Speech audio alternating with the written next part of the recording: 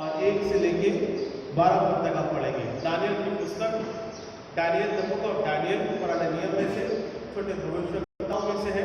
Daniel की पुस्तक उसका 10वां अध्याय और 1 से लेके 11 पदों के बीच में पढ़ेंगे।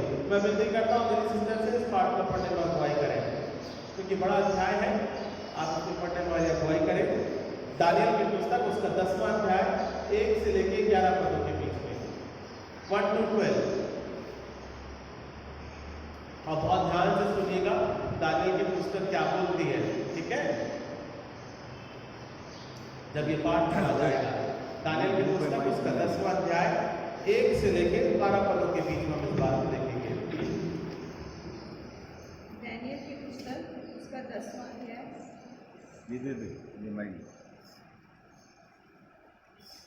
माइक हटा दो। दानियल को नदी के किनारे मिला दर्शन।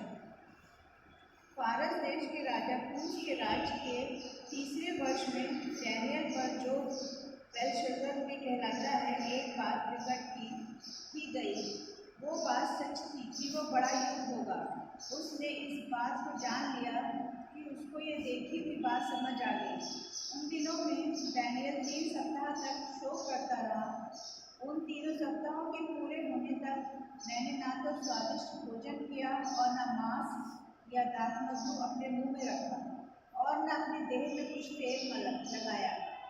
फिर पहले महीने के 24वें दिन को, जब मैं हिद्देकेल नामक नदी के तट पर था, तब मैंने आंखें उठाकर देखा कि सन का वस्त्र पहने हुए और उफाज देश के कुंदन में कमर बांधे हुए एक पुरुष खड़ा है।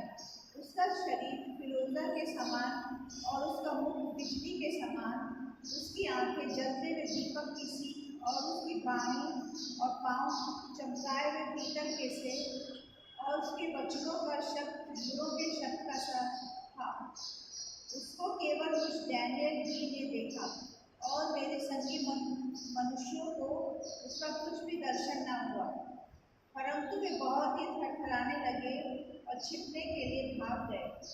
जब मैं अकेला रहकर ये अद्भुत दर्शन देखता रहा, इससे मेरा बल जाता रहा।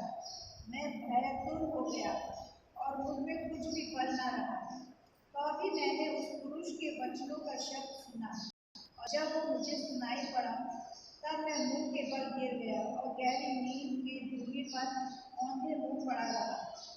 फिर किसी ने अपने हाथ से मेरी देह को छुआ और मुझे उठाकर घुटनों और हथेलियों के बल थरथराते हुए बैठा दिया। तब उसने मुझसे कहा, हे दानियल, हे अति प्रिय पुरुष, जो वचन मैं तुझसे कहता हूँ उसे समझ ले और सीधा खड़ा हो, क्योंकि मैं अभी तेरे पास भेजा गया हूँ। जब उसने मुझसे ये वचन कहा, तब मैं खड़ा तो हो गया, परंतु थरथराता रहा।